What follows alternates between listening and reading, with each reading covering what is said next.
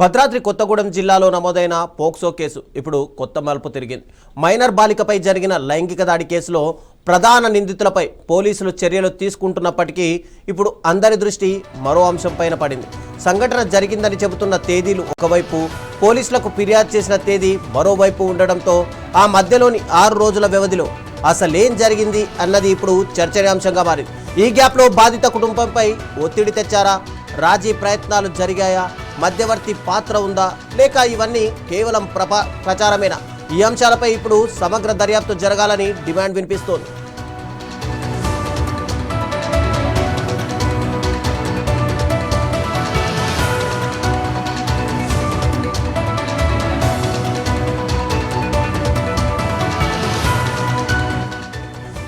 Kothagudem 2 town police station పరిధిలో నమోదైన POCSO case ప్రస్తుతం జిల్లా వ్యాప్తంగా తీవ్ర చర్చకు దారితీసింది.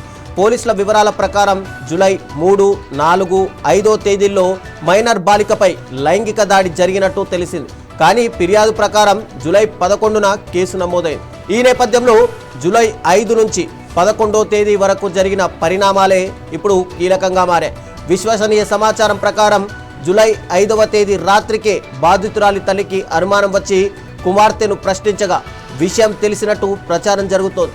అసలు నిందితులు ఎంతమంది, వారి వివరాలేంటి, పోలీసులు దాస్తున్న విషయాలేంటి?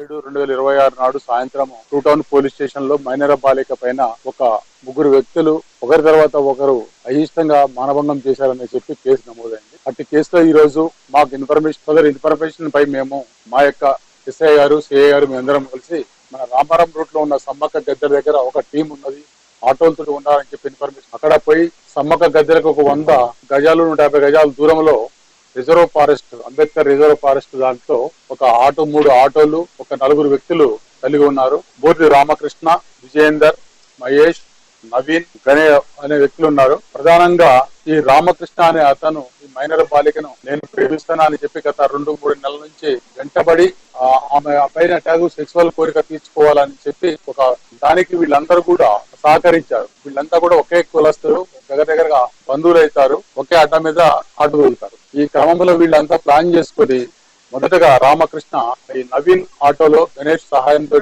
తీసుకెళ్లి గాజుల రాంబ మన ఓల్డ్ డిపో దగ్గర ఉన్న గాజుల రాంబ బస్తీలో ఒక కానిస్టేబుల్ ఒక రూమ్ తీసుకుంటుంటే ఆ కానిస్టేబుల్ ఆశ్రయం ఇచ్చాడు. ఆ రూమ్ లో ఒక మంచం పైన మానభంగం చేయడం జరిగింది. ఆ తర్వాత సదరు విషయాన్ని వచ్చి వీళ్ళ ఫ్రెండ్స్ అందరితో షేర్ చేస్తున్నారు. ఆ షేర్ చేసుకున్న తర్వాత ఆ విషయము వీళ్ళు కూడా వీళ్ళతో పాటు నాతో పాటు వీళ్ళు కూడా అనుభవించాలని ఒక ప్లాన్ చేసుకొని ఆ ప్రకారంగా విజయేందర్, మహేష్లు వీళ్ళందరూ ఒకళ్ళ తర్వాత ఒకళ్ళు పోయి మా దగ్గర ఫొటోస్ నేను తీసినవి, నువ్వు ఇట్లా నవీన్తో కలిసి ఉంటే మేము చేసిన ఫోటోలన్నీ ఈ సోషల్ మీడియాలో పెడతాం, లేదా బ్లాక్ మెయిల్ చేస్తాం, లేకపోతే అందరికీ పబ్లిక్ చేస్తాం, నీ పరువు తీస్తామని చెప్పి బెదిరించి తీసుకొని పోయి వారు 3 ప్లేసులలో డిఫరెంట్ టైమ్స్ లో వాళ్ళని అత్యాచారం చేయడం జరిగింది. 10 వ్యక్తులను పట్టుకొని వారిపైన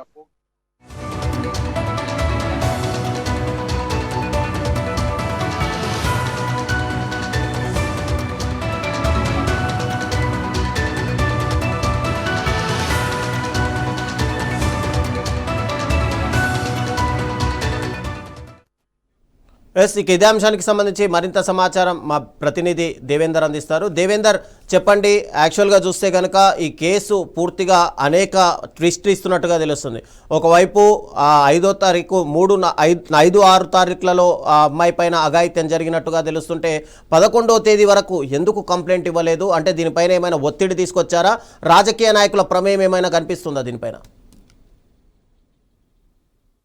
ఎస్ చంద్ర, భద్రాద్రి కొత్తగూడెం జిల్లా కొత్తగూడెం పట్టణంలోని గరీబ్పేటలో ఒక 14 ఏళ్ల మైనర్ బాలికపై తను ప్రేమ పేరుతో పరిచయం చేసుకొని ఆ బాలిక మీద అత్యాచారానికి పాల్పడమే కాకుండా తన స్నేహితుడితో కూడా అత్యాచారానికి పాల్పడేటట్టు చేశాడు ఓ నిందితుడు. సో ఈ కేసు దాదాపు చాలా సంచలనం సృష్టించిందని చెప్పాలి. ఎందుకంటే ఈ ఘటన వచ్చేసి ఈ నెల 3, 4, 5వ తేదీల్లో ఈ ఘటన జరిగింది. బాలిక మీద ఈ 3 తేదీల్లో కూడా ఎవరైతే ఈ నిందితులు ఉన్నారో ఈ నిందితులు అత్యాచారానికి పాల్పడ్డారు. కానీ మొదటగా అసలు ఈ విషయాన్ని తన తల్లికి చెప్పిన వెంటనే తన తల్లి 5వ తారీఖు అదే తన సమీపంలోని ఒక నెట్ సెంటర్ నిర్వాహకుడికి చెప్పింది. ఆ నెట్ సెంటర్ నిర్వాహకుడు రాజీ కుదిర్చే ప్రయత్నం చేశాడని మనకు సమాచారం అందుతున్న పరిస్థితి. అంటే ఆ తల్లి ఎవరైతే తన కూతురి ప్రవర్తనలో మార్పు వచ్చి 5వ తారీఖు నాడు తన తల్లి ఆ కూతుర్ని ప్రశ్నించింది. ఎందుకమ్మా ఈ విధంగా ఉన్నావని చెప్పగలనే ఆ బాలిక తన తల్లితో జరిగిన విషయం అంతా చెప్పింది. నన్ను ఫలానా నిందితులు నా మీద అత్యాచారానికి ఒడిగట్టారని చెప్పేసి ఆ మైనర్ బాలిక ఏతుందో ఆ తల్లికి చెప్పిన తర్వాత నెట్ సెంటర్ నిర్వాహకుడికి తను చెప్పింది. తను వెంటనే ఆ నిందితులతో కూడా రాజీ కుదిర్చే ప్రయత్నం చేశాడు. ఆ రాజీ కుదిర్చే ప్రయత్నంలో ఒక 2 నిందితులు మాత్రం ఆ రాజీకి ఒప్పుకున్నారు. అతనికి కొంత డబ్బును కూడా చెల్లించారనే సమాచారం కూడా మనకు అందుతున్న పరిస్థితి కనబడుతూ ఉంది. అంటే 3, 4 తేదీల్లో అత్యాచారం జరిగితే ఈ నెల 11వ తేదీన పోలీస్ స్టేషన్ కి వెళ్లి బాధిత తల్లి ఫిర్యాదు చేసింది. అంటే ఈ 6 రోజులు ఏం జరిగింది, ఈ 6 రోజుల్లో వీళ్ళిద్దరి మధ్యవర్తిత్వం చేసింది ఎవరు, అతని స్వలాభం ఏంటో అన్న కోణంలో కూడా పూర్తిగా ఇన్వెస్టిగేషన్ చేయాలని చెప్పేసి కూడా అటు స్థానికులు చెప్తున్న పరిస్థితి కనబడుతోంది. ముఖ్యంగా ఈ ఈ అత్యాచార ఘటనలో దాదాపు 6 నిందితులు ఉన్నారు. మొదటగా 2 నిందితుల నుంచి తను బేరం కుదుర్చుకునే దిశగా ఆ నెట్ సెంటర్ నిర్వాహకుడు ముందుకు కదిలాడు. కానీ ఆ 2 తప్ప మరో 3 డబ్బులు ఇవ్వకపోవడంతో 11వ తారీఖున ఇటు బాధిత కుటుంబానికి ఒక మాట చెప్తున్నాడు, ఇటు నేరస్తులు ఎవరైతే నిందితులు ఉన్నారో ఆ నిందితులకి ఒక మాట చెప్తూ ఈ కేసుని చాలా కాలయాపన చేసుకుంటూ వచ్చిన పరిస్థితి. అంటే ఈ కేసులో మధ్యవర్తిత్వం చేసి తను డబ్బులు దండుకుందామన్న ఆలోచనలో ఉన్నట్లు కూడా మనకు పూర్తిగా సమాచారం అందుతున్న పరిస్థితి. సో పూర్తిగా 11వ తారీఖున మళ్ళీ బాధిత కుటుంబాన్ని దగ్గరికి వెళ్ళి ఇక వాళ్ళు రాజీకి వచ్చేటట్లేరు, మీరు ఖచ్చితంగా పోలీస్ స్టేషన్ వెళ్ళి ఫిర్యాదు చేయండి, ఖచ్చితంగా ఈ 3 పేర్లను మాత్రమే మీరు ఫిర్యాదులో నమోదు చేయండి అని చెప్పేసి కూడా పూర్తిగా తల్లిని మ్యానిపులేట్ చేసినటువంటి పరిస్థితి. అప్పటికి మిగతా 2 కూడా ఆ నిందితుల తల్లిదండ్రులు పూర్తిగా ఈ మొత్తం వ్యవహారాన్ని కూడా పోలీసులకు చెప్పారు, బాధిత తల్లి కూడా చెప్పారు. సో పూర్తిగా పోలీసులు ఈ 6 మీద ఎఫ్ఐఆర్ చేసిన పరిస్థితి. మొదటగా 11వ తారీఖున కేవలం 3 మీదే ఎఫ్ఐఆర్ చేసిన పోలీసులు బాధిత తల్లి అలాగే ఆ బంధువుల దగ్గర నుంచి కూడా పూర్తిగా ఆందోళనలు రాగానే కొత్తగూడెం డిఎస్పీ ఆదినారాయణ నేతృత్వంలో పూర్తిగా సంఘటనా స్థలానికి వెళ్లి మరొకసారి విచారణ చేసి 6 పేర్లను చేర్చిన పరిస్థితి. సో ఇందులో ట్విస్ట్ ఏంటంటే మొదటగా 3 పేర్లను మాత్రమే నమోదు చేసిన పోలీసులు మళ్ళీ ఎఫ్ఐఆర్ లో మరో 3 పేరుని ఎంటర్ చేశారు. అలాగే మరో 4 అయితే రిమాండ్ చేశారు. మరో 2 పేర్లను ఎఫ్ఐఆర్ లో పొందుపరచకపోవడంతో మళ్ళీ ఈ కేసులో కొత్త అనుమానాలకు తావిస్తున్న పరిస్థితి. ఏంటంటే అందులో కూడా ఆ కొత్తగూడెం బెటాలియన్ కి చెందిన టీజీఎస్పీ కానిస్టేబుల్ వెంకటేష్ అందులో నిందితుడుగా ఉన్నాడు. అంటే నిందితులకి ఆశ్రయం ఇచ్చాడు కాబట్టి అతను కూడా నేరస్తుడు అని చెప్పేసి కూడా ఇటు పరిగణలోకి తీసుకోవాలి. ఇలాంటి ఫోక్సో చట్టాల్లో ఇట్లాంటి నేరస్తులకు షెల్టర్ ఇచ్చినా గానీ ఏ విధమైన ఈ ఫోక్సో కేసులో రాజీకి ప్రయత్నించినా గానీ వాళ్ళు కూడా శిక్షార్హులు అవుతారు. అంటే పోలీసులు 6వ తారీఖు నుంచి 11వ తారీఖు లోపు ఏం జరిగిందన్న దాని మీద పూర్తిగా సిడిఆర్ రిపోర్ట్ తీస్తే ఈ మధ్యవర్తిత్వం వహించిన వ్యక్తి ఎవరు, ఎందుకు మధ్యవర్తిత్వం వహించాలని చూశాడన్న విషయాలు కూడా పూర్తిగా వెలుగులోకి వచ్చే ఆస్కారం ఉంది. కాబట్టి అక్కడ ఈ ఘటన మీద కొత్తగూడెం ఎస్పీ రోహిత్ రాజ్ కూడా చాలా సీరియస్ గా ఉన్నారు. పూర్తిగా నిజాలు వెలుగులోకి తీయాలని చెప్పేసి చెప్పిన పరిస్థితి కనబడుతుంది. అంటే మొదటగా 4 నిందితుల్ని అరెస్ట్ చేసిన పోలీసులు ఈ రోజు A6 గా ఉన్న ఎవరైతే టీజీఎస్పీ బెటాలియన్ కానిస్టేబుల్ ఎవరైతే ఉన్నారో వెంకటేష్ ను కూడా కొద్దిసేపటి క్రితమే అతన్ని అరెస్ట్ చేయడం జరిగింది. అతన్ని సస్పెండ్ కూడా చేసినట్లు కూడా మనకు వార్తలు ఇస్తున్న క్రమంలో అసలు ఈ 6 రోజులు ఏం జరిగిందనే దాని మీద సర్వతా ఉత్కంఠ నెలకొన్న పరిస్థితి. అంటే ఇలాంటి ఫోక్సో ఘటనలలో ఎవరైనా గానీ మధ్యవర్తిత్వం వహిస్తున్నారన్నా గానీ అంటే పోలీసులు దీని మీద మాకు ఎటువంటి ఆధారాలతో మాకు సమాచారం అందలేదు కాబట్టి మేము ఈ దిశగా దర్యాప్తు చేయలేదని చెప్పేసి కూడా చెప్తున్నారు. సో ఖచ్చితంగా ఈ మ్యానిపులేట్ చేసిన అంటే మధ్యవర్తిత్వం వహించిన ఈ నెట్ సెంటర్ నిర్వాహకుడు ఎవరైతే ఉన్నారో ఖచ్చితంగా అతన్ని కూడా అరెస్ట్ చేయాలి. ఎందుకంటే ఫోక్సో కేసులు చాలా సున్నితంగా ఉంటాయి. అంటే మనకు ఫోక్సో కేసులు 2012లో మనకు ఫోక్సో కేసులు వచ్చాయి, 14లో వచ్చాయి. అంటే 2012కు ముందు కూడా ఇటువంటి ఫోక్సో కేసే అక్కడ నమోదైంది. అలాంటి నమోదైన నేతృత్వంలో 14 మంది పెద్ద మనుషులు కలిసి రాజీ కుదిర్చారు. కానీ అప్పటి డిఎస్పీ ఈ కేసును సుమోటోగా తీసుకొని ఎవరైతే ఈ ఫోక్సో కేసులో పెద్ద మనుషులుగా ఉన్నారో ఆ పెద్ద మనుషులు 14 మంది మీద ఎఫ్ఐఆర్ చేసి రిమాండ్ కు పంపించిన పరిస్థితిని మనం గతంలో చూసుకోవచ్చు. అంటే ఈ ఫోక్సో యాక్ట్ అనేది చాలా కఠినంగా ఉంటుంది. ఇది మైనర్ బాలికలకు. ఎస్ రవిచంద్ర. దేవేందర్, అంటే ఆ నెట్ సెంటర్ ని ఆ వ్యక్తిని ఏమైనా అదుపులోకి తీసుకునే ప్రయత్నాలు చేసినా అట్లీస్ట్ ఇన్వెస్టిగేషన్ అయినా ఆ దిశగా సాగుతుందా? మరోవైపు ఇద్దరు పరారీలో ఉన్నట్టుగా తెలుస్తుంది. ఒకరు ఏఆర్ కానిస్టేబుల్, మరో వ్యక్తి కూడా.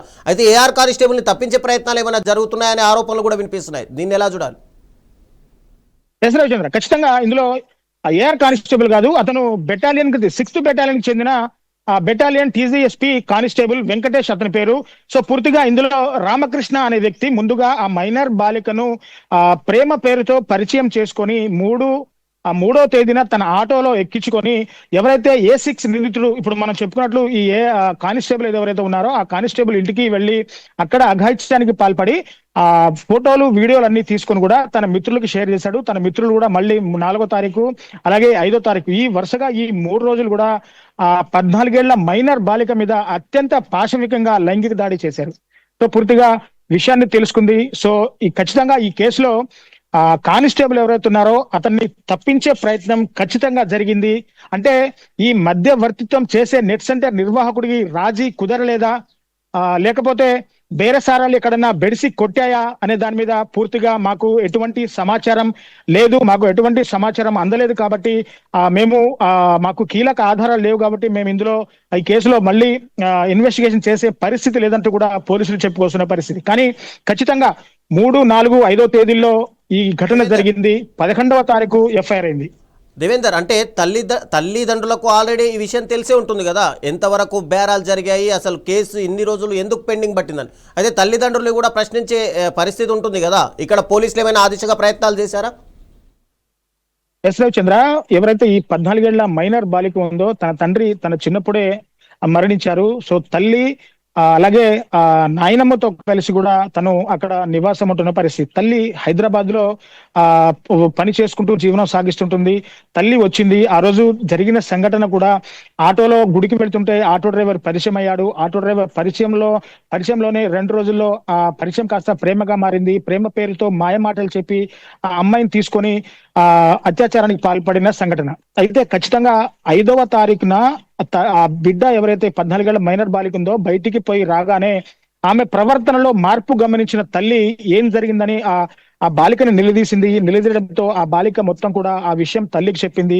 తల్లికి చెప్పిన వెంటనే తల్లి పోలీసులను ఆశ్రయించకుండా మన దగ్గరలో ఉన్న నెట్ సెంటర్ నిర్వాహకుడికి పూర్తిగా సమాచారం ఇచ్చింది. ఆ సమాచారం అందుకున్న నెట్ సెంటర్ నిర్వాహకుడు ఎవరైతే నిందితులు ఉన్నారో ఆ నిందితులతో బేరసారాలు ఆడే దిశగా ప్రయత్నం చేశాడు. సో పూర్తిగా అక్కడ కానిస్టేబుల్ ఎవరైతే ఉన్నారో ఆ కానిస్టేబుల్ తో కూడా ఆ కానిస్టేబుల్ ని 2 నుంచి 3 లక్షల రూపాయలు ఇప్పిస్తానని చెప్పి తను తీసుకునే దిశగా రాజీ చేశాడు. కానీ ఆ రాజీ బెడిసి కొట్టడంతో మళ్ళీ బాధిత కుటుంబం దగ్గరికి వెళ్ళి ఇక వాళ్ళు రాజీకి వచ్చే పరిస్థితి లేదు, ఖచ్చితంగా మీరు పోలీసుల్ని ఆశ్రయించండి, పోలీస్ కేసు పెట్టండి అంటూ కూడా 11వ తేదీన మళ్ళీ పోలీస్ స్టేషన్ కు పంపించి కేసు పెట్టిన ఆ పరిస్థితిని మనం ఒకటి చూసుకోవచ్చు. అంటే బాధిత తల్లికి అన్ని తెలుసు, కానీ బాధిత తల్లిని ఎవరైతే ఈ నెట్ సెంటర్ నిర్వాహకుడు ఉన్నాడో పూర్తిగా మ్యానిపులేట్ చేసి పర్సనల్ గా గైడ్ చేసి నేను చెప్పినట్టుగానే వినాలి. ఎందుకంటే ఈ నిందితుల దగ్గర నుంచి కూడా కొంత డబ్బుని తీసుకున్నాడు. వేరే నిందితులు డబ్బులు ఇవ్వకపోవడంతో దేవేందర్, థ్యాంక్ యూ.